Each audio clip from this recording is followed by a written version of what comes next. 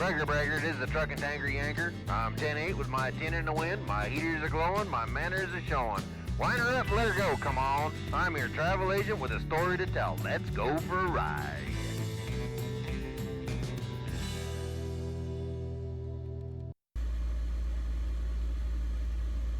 Hey, it's your friendly neighborhood truck and tanker Yanker. Got another story for you. This time, it's a little more serious because it's a serious subject, and it's about drunk drivers. If you've been over the road at 3 million miles plus like I have, you've run into more than your share of drunk drivers. And so this is kind of a serious story, close calls that I've had with drunk drivers and what happened in the aftermath.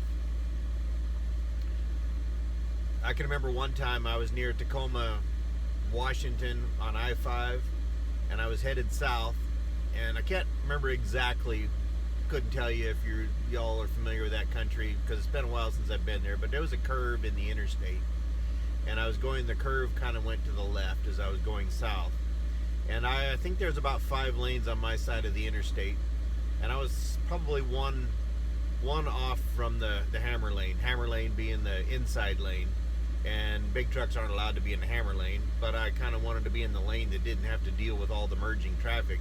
And it was later at night, probably 10, 11 o'clock at night, which actually is the first shift of drunk drivers going home. Apparently a lot of guys about 10 o'clock at night they're already late and they got to get home to their family or whatever, and that's usually the first shift of drunk drivers is around 10. Second shift is around 12, and then you got the closers that are always after 2. Anyway, that, you got enough experience, you just see it happen all the time. Anyway, I was headed south, and the oncoming traffic on the other side of the interstate was, 5 lanes of traffic. Even at 10 o'clock at night in Tacoma, there's a lot of traffic, and that was probably 20 years ago, and there was still a lot of traffic, probably more now. And as I seen the traffic, the headlights coming at me, I realized almost before it was too late that one of those headlights wasn't on the other side of the median barrier, because that's all there was. There was no median, just a barrier.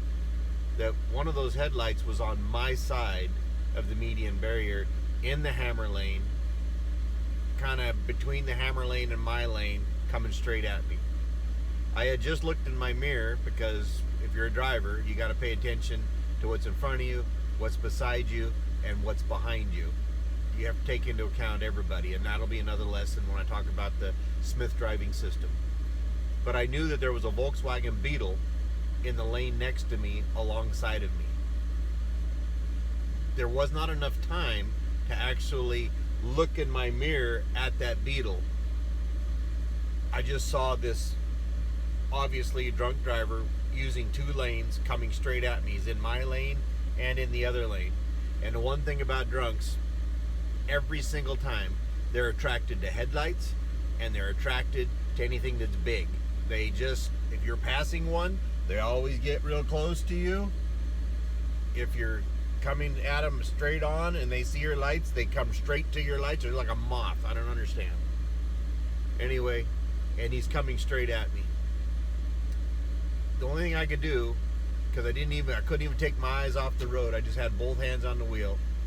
I couldn't even look to see where that Beetle was. I just tried to, as smoothly as I could, just start changing lanes, and I hoped that Beetle was going to notice. Apparently he did, because by the time I looked in my mirror, I don't even know what happened to him. He was plumb gone. But that drunk driver I was already 3 lanes over from the hammer lane, and he almost clipped my left front fender. That's how close it was. That close. And I'll tell you what, kiddies, and I'm not the only one. There's a lot of drivers out there that do the exact same thing, and that is, we call the cops. Anytime I see a guy weaving, I see a guy driving under the speed limit, being ultra careful, that looks just like a drunk driver too, I call the cops and I let them know. Because that's one thing I don't have any patience and no humor over. So I called the cops. Unfortunately, who knows if the guy ever got caught. Probably not. Cops are pretty busy anyway. That was one experience.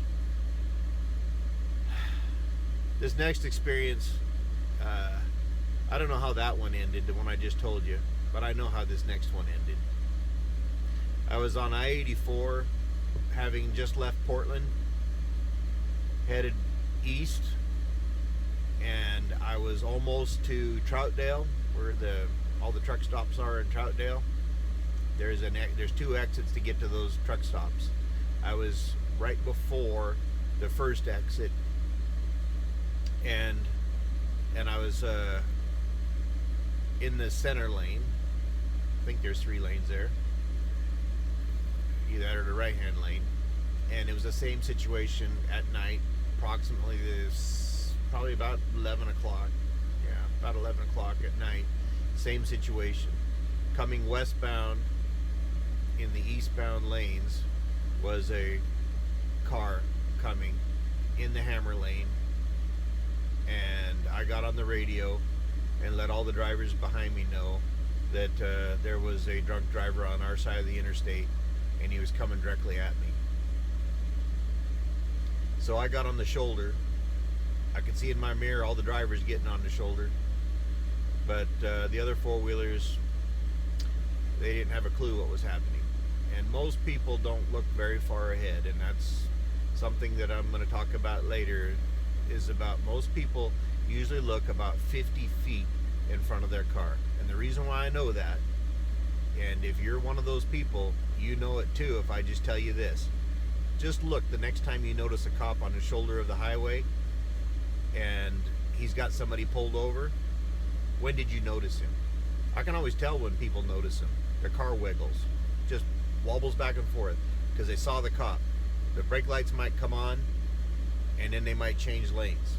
Most states have a law that you must change lanes for emergency vehicles, police officers, and that type of thing. Because you know how many emergency workers are killed by inattentive drivers? Well, anyway, so that's axiomatically true as far as people not attending to their driving and their thinking, doing, talking, texting to somebody else. Anyway, in this situation in Troutdale, Oregon, I hollered at the drivers. They all got over to the right. I had to go about an hour from town, drop trailers, swap trailers with somebody, head back to Portland. It was a big, long thing that I did. I got an hour up the road. There was usually a guy about a half hour behind me, and I would wait for him where we got to where I was going. I think it was Biggs Junction, actually, where we swapped trailers with somebody from Spokane. I'd wait for him, and we'd try to keep each other awake on the way back because we both drove crazy schedules. I owned my own truck, so I drove it around the clock. Anyway, I got to Biggs, waited. Jeff never showed up. Couldn't wait for him any longer. I had other stuff I had to get to when I got back to Portland. So I turned around and I headed down the road. I was almost back to Portland when actually I saw Jeff going the other direction. I hollered at him on the radio and I say, "Hey Jeff, how come you so late?" And he said, "You wouldn't believe it, man." He said, "Biggest accident." He said, "I was just like I come up to about a half an hour after it happened." And he says, "The interstate's been closed all this time." It was that drunk driver. There was a kind of a curve as you're going eastbound with a railroad trestle over it, and when that drunk driver got to that curve, all the big trucks were in the right-hand lane, and the four-wheelers were trying to pass the big trucks because everybody wants to be in front of a big truck, and that guy hit somebody head on. There was 2 people in the car that got hit, and both of them died. The drunk driver lived. That's why I turn in every single drunk driver I see. That's pretty serious. You need to consider that. If you're drinking and you get into a vehicle, it's not just your life that's at stake, not just the lives of the people in your vehicle at stake. What are you doing to everybody else? Which leads me to this next story. I was on I-5 south of Salem, Oregon, and I was headed north. And as I got it at that time, this is 25 years, 1995, I think it was. 1995. I remember that because of the truck I was driving at the time. It was my own truck. It was a brand spanking new 95 Mac with super 10 speed and a 350. It was a great little truck. Anyway, as I was headed north, I got passed by a gold Cadillac, and it was 95, so that gold Cadillac was probably fairly new and pretty car.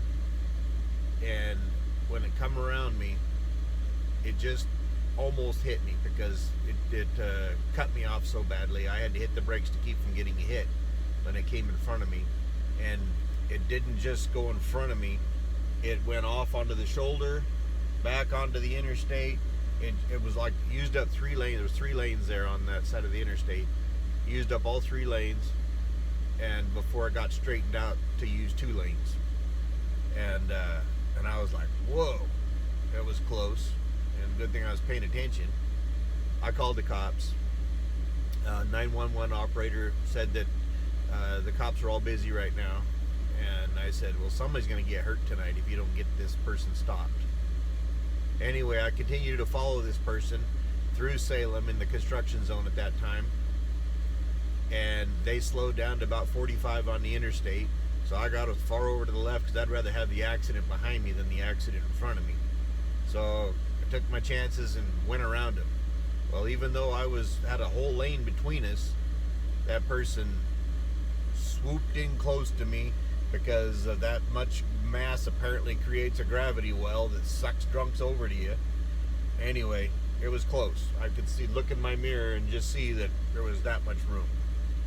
Anyway, I got around him, got in front of him, and then that person decided that they wanted to be in front again.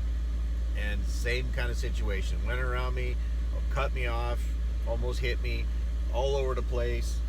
Next thing you know, they latched onto the bumper of a flatbed that was directly in front of me. They latched right onto his bumper. And I warned that driver there was a drunk directly behind him. And he didn't want anything to do with it, but what could you do? And then that person just stayed right there. But they sort of weaved back and forth. So they were going from lane to lane. I called the cops again. And the lady, the dispatcher, said that she had a speed cop. Back in the day, we called them the speed cop because they had Camaros and they could really motate with those Camaros. She had a speed cop, state patrol, that was probably 5-6 miles up ahead of me, and he had a customer. And I said, well, you tell him that when I go by him, I'm going to blow my horn, and then that drunk is about a quarter of a mile ahead of me because I'm hanging back. She said she'd tell him. So anyway, I went by. That speed cop finally got to where he was at, and he was standing there with a customer, and I blew he was in the median and I was in the hammer lane because I was trying to avoid any kind of being anywhere near where that person was, and they were in that Cadillac towards the slow lane, and I didn't know what was going to happen. Generally speaking, as much traffic as there was, people were doing a pretty good job avoiding her. So I went by the speed cop, blew my horn at him. He looked up at me, waved, and I kept watching my mirror, and I could see his lights on. And then I saw him get into his car after a little bit, and I could see that his headlights kind of jumped up as he poured the coals to it. He still had his lights on, and then when he got up next to me, he turned his lights off, and then kept on going. Got up to behind that Cadillac, like I said, about a quarter mile ahead of me, and then he started following it. Followed it probably for about a mile because he had to have eyewitness account, not just my word on it. Followed it for about a mile, and then he turned on his lights and his siren apparently, and that person did not pull over. they just kept going. And he followed him probably for 3 miles with his lights and siren on and getting alongside of him and all that kind of stuff. Well, anyway, they finally pulled over on the shoulder, and he hollered at me, because back in those days, cops had CBs. He hollered at me and asked me if I would stop behind him, and about 100 yards behind him, and basically keep the four-wheelers from running into him, because, like I said, people don't pay attention, and a lot of emergency workers get hurt from people not paying attention. So I stopped on the fog line 100 yards back from him. So it was summertime, and if y'all remember Art Bell, I was listening to him at night. That was back when I wasn't about weird stuff and just politics and garbage.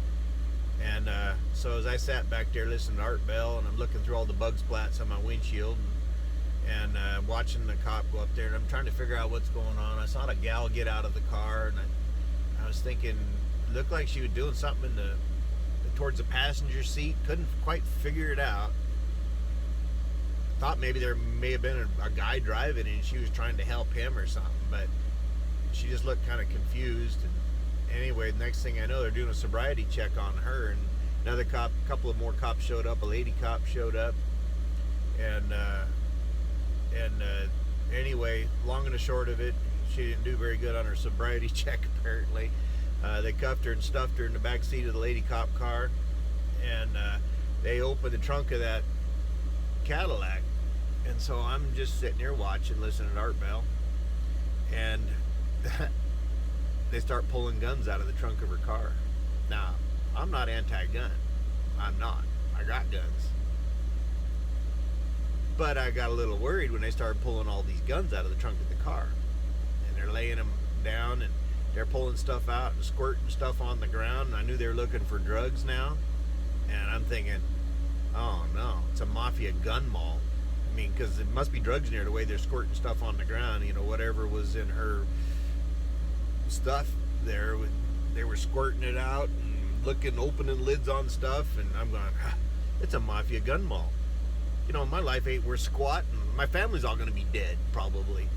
And anyway, so I'm sitting there worrying about that.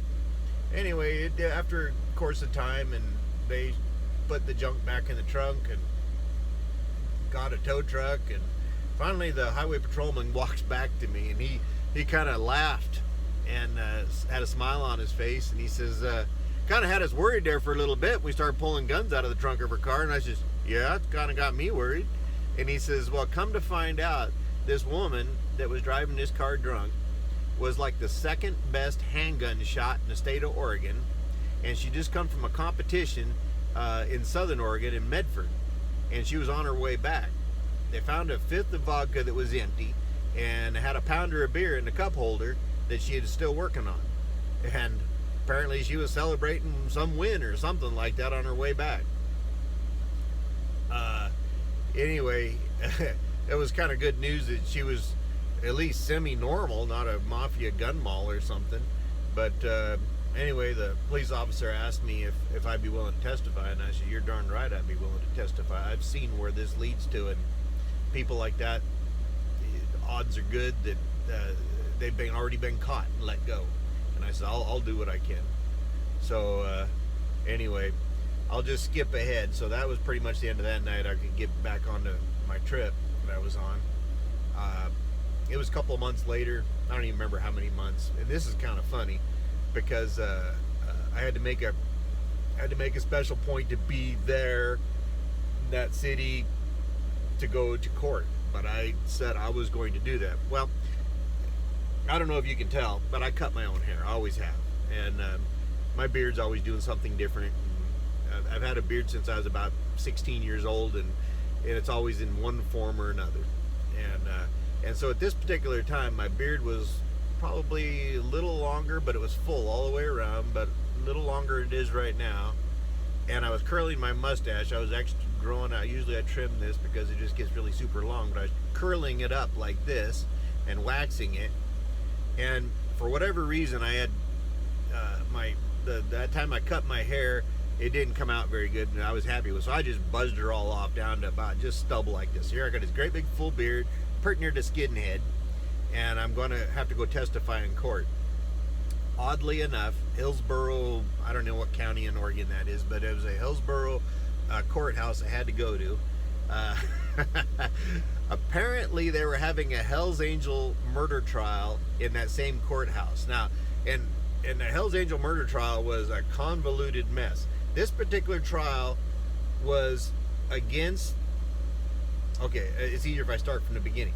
A guy killed a person, a Hells Angel killed a person, a witness saw this, and a guy killed the witness, and this trial was over the guy that hired the assassin to kill the witness. And that's the best way I can remember to do it, is always start from the beginning and work my way up. But that's what this trial was over. The guy who hired the assassin to kill the witness that saw the guy kill this other guy. Anyway, so at this courthouse, here I come in looking more like a Hells Angel than I do a truck driver, apparently, at that time, because they went over. I never even had anybody actually inspect my wallet, and I asked him what he was looking for, and he said razor blades. And I was like, I hadn't even thought of that. But apparently you can stick a razor blade between your fingers and do all sorts of damage with it. But anyway, they took apart the seams and everything. We're looking in my wallet. They had a specialist that could watch as you walk through the metal detector. He'd stand off 20 feet away and then watch you walk through the metal detector, and he could tell if you had anything hidden in your groin, weapons of any kind. Anyway, so he's watching my groin pretty closely to see if I got anything there. Anyway, so apparently I passed that test. Anyway, so then we had to wait because everything was about the Hells Angel murder trial, not a drunk driver. So we sat around, me, the police officer, the highway patrolman, her lawyer, and her sat around. She didn't have much to say, but, come to find out, me, the cop, and her lawyer were all outdoorsmen and loved to hunt and fish, and we're just sitting there because we had hours to burn waiting for a courtroom because of this other thing going on.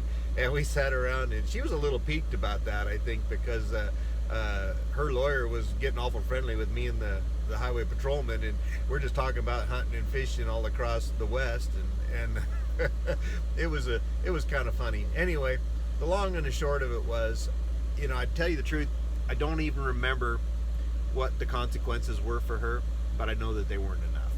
I think she lost her license for a little bit, but this was not her first time being arrested for drunk driving.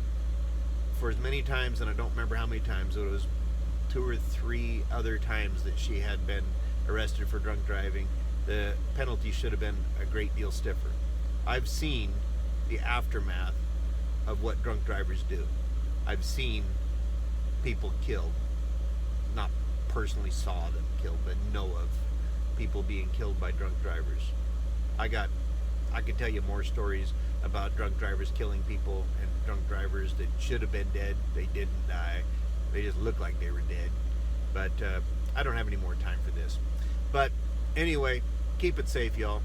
And just remember, don't forget to hit the subscribe button, because I got family-friendly stories. Make sure you ring the bell and give her a thumbs up. It's just like blinking your lights and tooting your horn. It's just the polite thing to do. And who knows, maybe I could afford to get a better camera. Remember, take it easy. Keep the shiny side up and the dirty side down. Make sure you look further in your hood ornament, and don't be a bumper sticker. It makes you look unprofessional. See you on the flip side. We gone.